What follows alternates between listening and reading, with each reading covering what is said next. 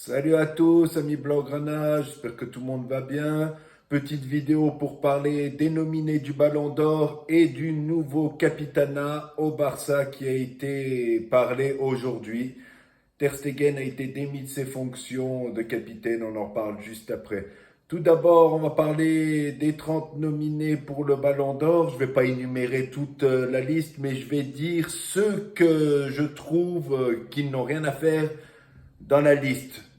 Voilà, pour commencer, Vinicius, Bellingham, les deux du Real Madrid, pour moi, ils n'ont rien à faire dedans. En 2025, ils n'ont pas gagné un trophée, leurs stats sont pas extraordinaires. Vinicius a fait une mauvaise saison, il faut bien le dire. Mbappé, il est dans les 30. Mbappé, il mérite d'y être, il a des bonnes stats. Voilà. Un Guirassy, il n'a rien gagné avec Dortmund, mais il a des bonnes stats. Il est à égalité avec Rafinha dans les meilleurs buteurs de la Ligue des Champions. Voilà, lui mérite d'y être. Vinicius, Bellingham, pour moi, ils n'ont pas à être dedans. McTominay, il a été élu joueur de la Serie A, il gagne le championnat avec Naples, mais pour moi, il n'a rien à faire dans la liste. Il n'a pas joué de Coupe d'Europe avec Naples. Pour moi, je comprends pas. Ok, il est champion d'Italie, mais il y a des autres qui mériteraient d'être dans la liste. Van Dijk, champion avec Liverpool, sorti en huitième de finale de la Ligue des Champions. Pour moi, il n'a rien à faire là-dedans. Haaland, il a marqué quand même pas mal de buts, oui, mais sa saison est quand même pas top top. Il est éliminé en barrage de Ligue des Champions par le Real Madrid. Et puis, c'est pas sa plus grosse saison à Erling Haaland. Moi, je comprends pas qu'est-ce qu'il fait là-dedans. Il y a des mecs qui sont intouchables, qui doivent y être tout le temps. Vinicius, Bellingham, Haaland. Je comprends pas ce qu'ils foutent là-dedans. Olise, le joueur du Bayern, pareil, il a quelques bonnes stats, mais c'est pas extraordinaire non plus. Les champions d'Allemagne, mais à part ça, il n'a pas fait une énorme saison non plus. Wirtz, il gagne rien avec le Bayer Leverkusen et puis il fait une bonne saison, mais il y a mieux à mettre dans la liste. Pour moi, tous ces mecs que je vous ai énumérés là, ils ont rien à foutre dans la liste du Ballon d'Or. Pacho du PSG, il gagne la Ligue des Champions.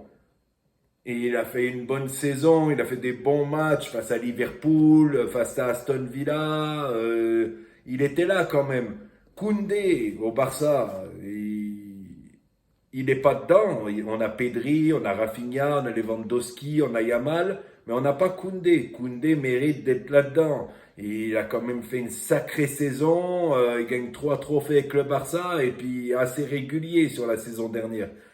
Moi, voilà, je comprends pas. Barcola au PSG, il a fait une très bonne saison aussi. Il devrait être dedans. Bastoni, Sommer, le gardien de l'Inter, même s'ils perdent en finale de la Ligue des Champions, ils ont fait une grosse saison aussi.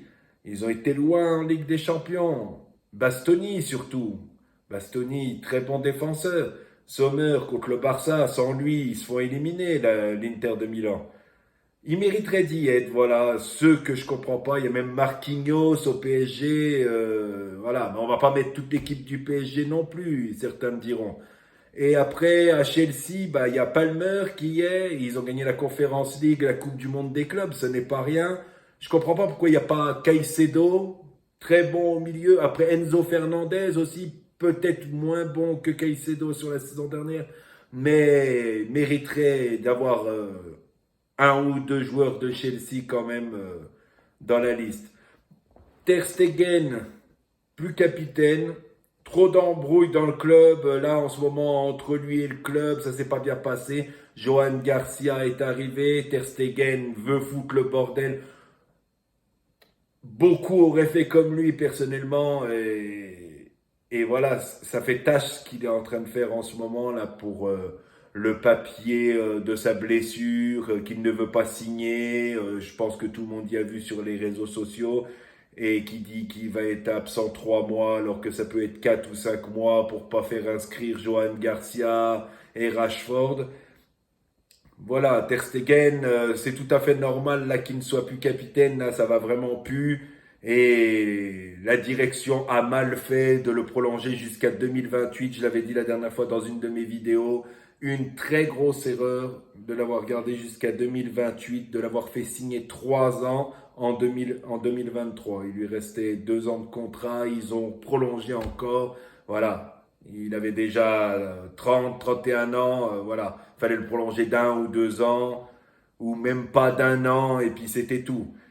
Et le capitaine, ça sera Araoro. Pour moi, c'est du grand n'importe quoi. Araoro n'est pas indiscutable, n'est pas titulaire en puissance. Pour moi, ça devrait être De Jong, Lewandowski ou Inigo Martinez ou Rafinha, le numéro 1 en capitaine. Voilà, dites-moi ce que vous en pensez en commentaire de tout ce que j'ai parlé.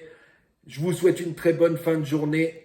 N'hésitez pas de venir vous abonner à ma chaîne YouTube, c'est Blog Ranigno. Ciao à tous et Visca Barça.